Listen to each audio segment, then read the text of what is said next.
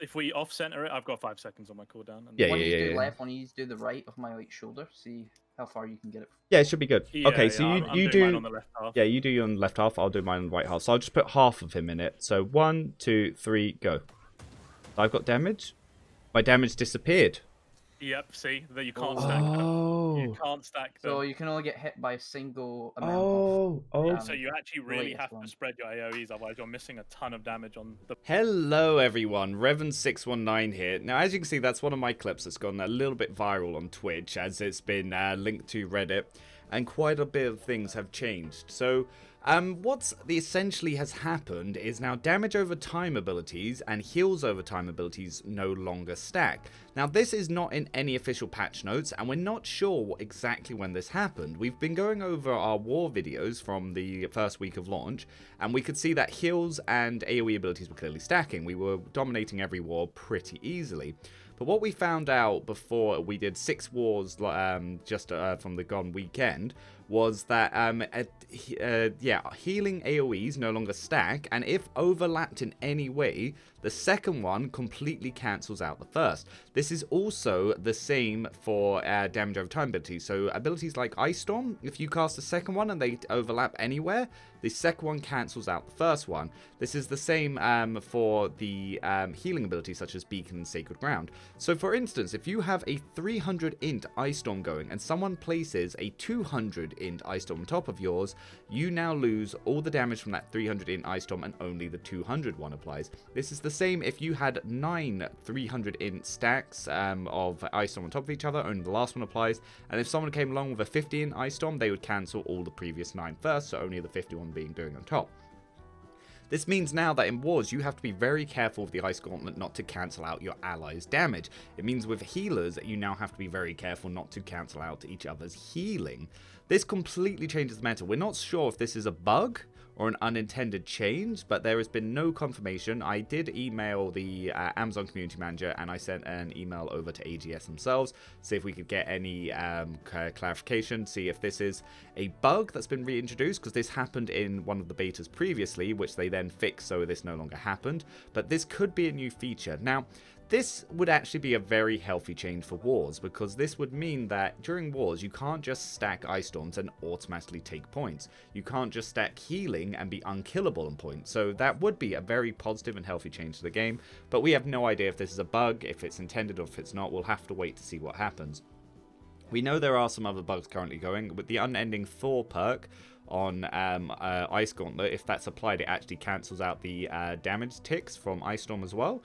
And of course, if you have Punching Storm, if you swap from your Ice Gauntlet to another weapon, it cancels the Ice Storm early.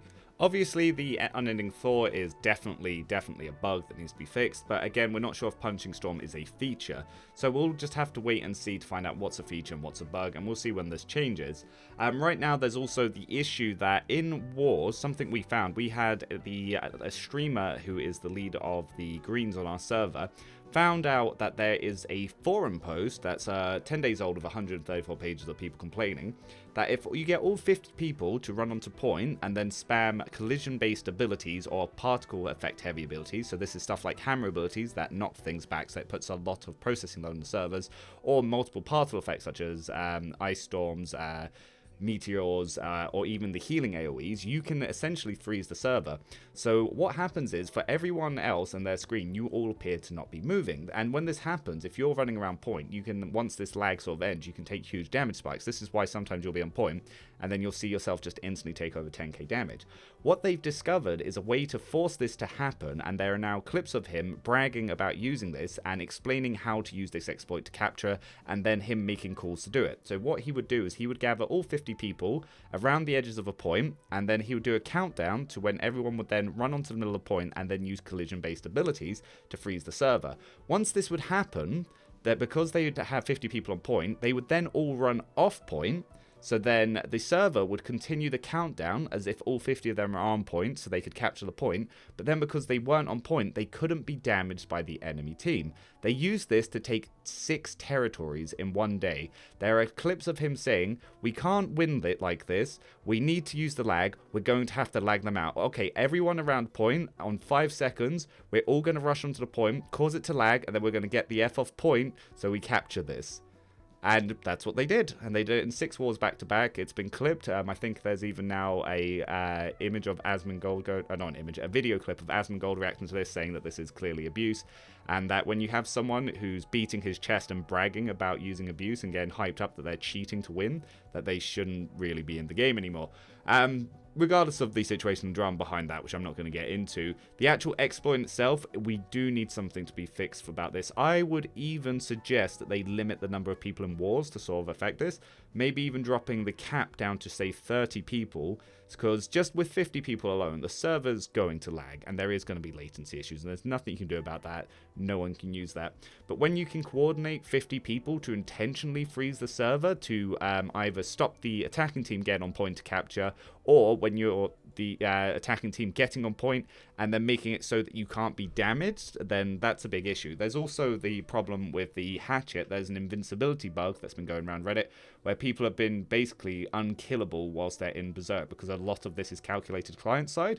So there are ways that you can manipulate it to make sure you can't die, basically. So people would be running on point and being unkillable. We also had instances of them using this in our server, which if you go through my VOD, you'll see me trying to attack someone who's just standing still with the hatchet out, and he can't be damaged and he can't be killed. So there's a lot of issues, but what this means for the meta and the whole purpose of this video is, regardless of the lag issues, the fact that you can now no longer no longer stack healing over time and damage over time, this completely changes where we are of the meta. So from before, where you'd want, say, 20 to 30 healers going into war, and the rest all AoE mages because you have the most damage and the most healing, so you just automatically win, where this is now different, because the way you're now going to have to consider this is you're going to now need a lot more melee. So whereas before, the healers were your tanks, like a 300 focus healer, that was your tank. 300 focus healer goes on point, drops his AoE heals, unkillable, no one can break his healing, he just wins. Now, because healers overlap each other's healing, you need to change the way that we do this. This means that you only really want, say, 10 to 12 healers. The way you're going to want to play them is they're going to move on point and keep themselves alive. Because of the natural lag of war, you're not going to be wanting to use Light's Embrace like you'd normally. You're going to be wanting to use Beacon, Sacred Ground, and Orb of Protection. And essentially, the healer's job is going to be to keep themselves alive on point, and their allies are just going to have to look for their healers on point and then run to the healers to get that healing. For mages, whereas before, like I said, you may have wanted 20 of them, you might want to cut it down to just, say, 10 or even 10 to 15 range. So that way, you only have a mix of, say, 25 healers and ranged, and you're going to want your fire staffs to be the primary focus, because fire pillar is still your most DPS, and it does have AoE for point. And you only want a few ice storms, because you've got to make sure that your team is not layering their ice storms, because if they stack their ice storms, they cancel each other out, so you have a smaller area of damage and less area denial. So you're going to want them to be playing a lot smarter, focusing on the fire staff, and you're going to be wanting them to focus healers with that fire staff, because the fire staff pillar of fire, if you've got refreshing pillar like I've shown in my previous guide video, you can use that to break their healing. But what is good is now you're going to want a lot of 300 strength great axes. 300 strength great axe absolutely shreds people. What we've done through testing is we found out that around 1100 armor, DR and other stuff, mitigation seems to cap out. So I was in 520 faction gear with the resilient perk, and I went against someone who was in the 600 gear score Voidbent armor, and we did some tests with him in his Voidbent armor and then him in his 520 faction gear, and he was only seeing around 100 damage difference between it. So we've come to the conclusion that we believe medium dodge is the meta, and having a mix of the heavy pieces like I do with my gear setups to get that 1100% cap, as well as the medium dodge, is just way better and just better for your units. So that's probably what you're going to be wanting to do and what you're going to want to be focusing on. So you're going to want to have 25 mixtures of some 200 strength, 200 con tanky boys, some 300 strength great axe backline hunters, and just less mages overall. But I hope that helps, and I'll see you guys in the next video, and yeah, we'll have some more shenanigans coming around for sure. And like I said, we've got some more wars coming up, but I'm actually going to be off Twitch for about a week, so I'm going to be doing some stuff with some family. But till next time, Revan out, and yeah, all the best, guys.